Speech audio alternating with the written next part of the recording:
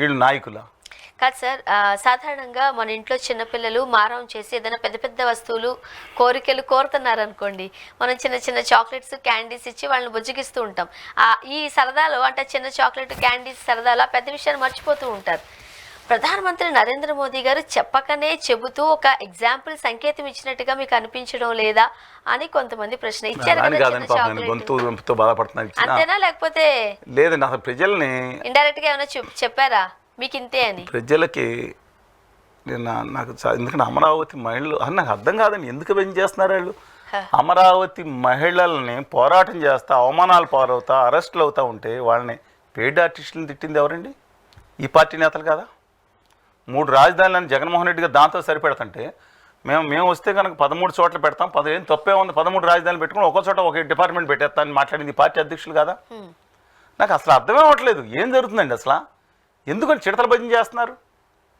అబ్సల్యూట్గా నేను చెప్తున్నానండి, ఇప్పుడు భజన చేసేవాళ్ళు చేసుకోమనండి, మిగతా అక్కడ ప్రజలకు మండిపోతూ ఉంటే అసలు సరే వచ్చింది ఏదో జాబ్. నేను ఇప్పుడు ఏం చేశాడు ఆయన? FRBM నార్మ్స్ లిమిట్ చేశారు ఏదో అదా.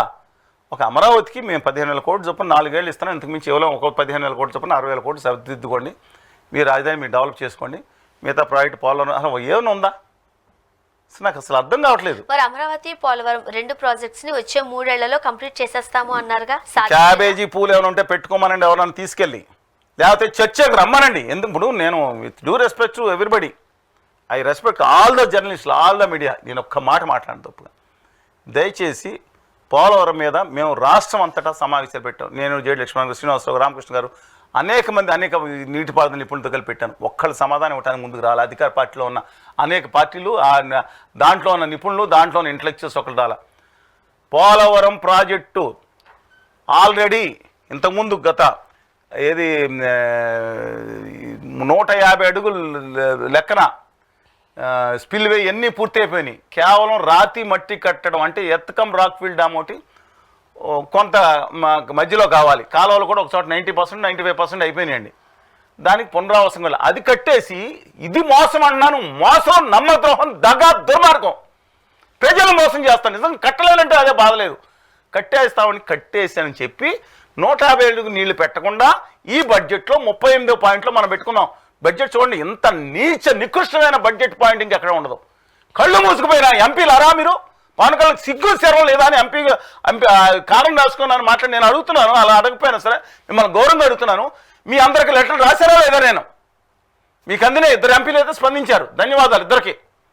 శ్రీకృష్ణదేవరాయలు గారికి, మిథున్ గారికి ధన్యవాదాలు. నేను మొత్తం 36 మంది ఎమ్మెల్యేలు, 25 కాదు 36 మంది ఎమ్మెల్యేలో గుజరాతీ బాదుషా వదిలేశానండి. తర్వాత నేను ఒక రాజీనామా చేశాను, రిజిస్ట్రేట్ వదిలేశాను 34 మందికి. మీరేం ఎందుకు స్పందించలేదు? ఒక్క అమెండ్మెంట్ పెట్టమన్నాను. శాశ్వతంగా దాన్ని బడ్జెట్లో ఒక డెడ్ స్టోరేజ్ ప్రాజెక్ట్ కింద చేసి పడేశారండి. బడ్జెట్ 36 తర్వాత లెక్కల మాస్టర్ కూడా లేకుండా 38వ పాయింట్ పెట్టి ఎక్కడో ఇరిగిచ్చేసి ఈ ప్రాజెక్ట్ ఇంతటితో కంప్లీట్ అయిపోయింది. ఇంకో 30,000 అయ్యారు. ఇప్పుడు 79,000 కోట్ల ప్రాజెక్ట్ని 30,000 కోట్లు ఇచ్చి అయిపోయింది అని పెడితే ఒక్కళ్ళు మాట్లాడలేదు. ఎలా పూర్తవుద్దండి? చెవులో క్యాబేజీ ఉప్పులు పెట్టుకున్నారా, లేదా అవలేగాలు అనుకున్నారా, లేదా గొర్రెలు అనుకున్నారా ప్రజలు? నేను 2019 తర్వాత అంత ముందు కంటే ఉధృతంగా ఉద్యమం చేశాం. మేము విద్యార్థులు రాష్ట్రంలో తిరిగాం, బస్సులో చెప్తున్నాం, ఢిల్లో 100,000 మంది తీసుకెళ్ళి ధర్నా చేసాం, కేంద్రంలో సీతారామన్ గారు అందరినీ కలిసాం. 95-99% మీడియా వేయలేదండి. వేయకపోతే మేము కనపడలేదని బూతులు పెడతారా? నేను అడుగుతున్నాను, ఈ సంస్కారం నేర్పింది వాళ్ళు చంద్రబాబు నాయుడు గారు ప్రభుత్వం కేసులు పెడుతుంది. మరి మా మీద పెట్టిన దానికి ట్రోల్స్కి ఎన్ని కేసులు పెట్టాలి? మేము కేసులు పెట్టాం. పాలకొల్లు పోలీస్ స్టేషన్ 2020లో పెట్టాను. జనవరి 17 మళ్ళీ 2020 జనవరి 16 కూడా వచ్చి మళ్ళీ ఇచ్చి వచ్చాను. మా మీద బూతులు పెడతా ఉంటే ఇప్పుడు మీ అంటే నాయకులు ఒక్కరికి బూతులు పెడితే వాళ్ళకి సెక్యూరిటీయా? మేము ఒక్కనే నేను అసలు అనుచితంగా మాట్లాడిన అసభ్యంగా పక్కన ఉంచండి. నేను నా హక్కుల కోసం మాట్లాడితే అపరిషంగా మాట్లాడిన ఒకసారి, కానీ నా హక్కు మాట్లాడుతుంటే అసలు ఎందుకండి ఏంటి దౌర్భాగ్యం ఏంటి? స్టేట్లో మాట్లాడండి. మీ ఒక్కరికి, మీ నాయకులు ఒక్కరికి ఇమ్యూనిటీ ఉంటుందా? నేను అడిగిన ప్రశ్నకి సమాధానం చెప్పమని చాలాసార్లు అడిగాను. పోలవరం ప్రాజెక్ట్ని 150 అడుగులు నీళ్లు కాకుండా బడ్జెట్లో మనం లిమిట్ చేసేసి, పైగా అక్కడ గుమా వ్యాపారుల సహకారంతో మిగతా 30,000 40,000 ఎంత అయితే ఆంధ్రప్రదేశ్ పొళ్ళోడగొట్టి ప్రజలు పొళ్ళోడగొట్టి కట్టిన పనుల నుంచి ఆ పునరావాసం పూర్తి చేయాలని అన్నారా అనలేదా మీ నాయకులను సభలో కూర్చున్నాళ్ళు? ఎందుకని మాట్లాడతారు? కుల గజ్జి, మత పిచ్చి, వారసత్వ రాజకీయ భజనతో రాష్ట్రాన్ని నాశనం చేస్తున్నారు. తమిళనాడు వాళ్ళని పిలిపించండి. ఆ కావేరీ నీళ్ళు అప్పుడప్పుడు వచ్చి నీళ్ళు 4 బాటిల్ పెట్టిద్దాం. నేను బాగా ఉన్నాను, నా తెలుగు జాతి గురించి గౌరవంగా చెప్పుకుంటా. కానీ ఆ కావేరీ నీళ్ళు అలా తాగిద్దామండి, కొంచెం పౌరుషంగా వస్తుందేమో. కానీ సార్ అంతసేపు మాట్లాడి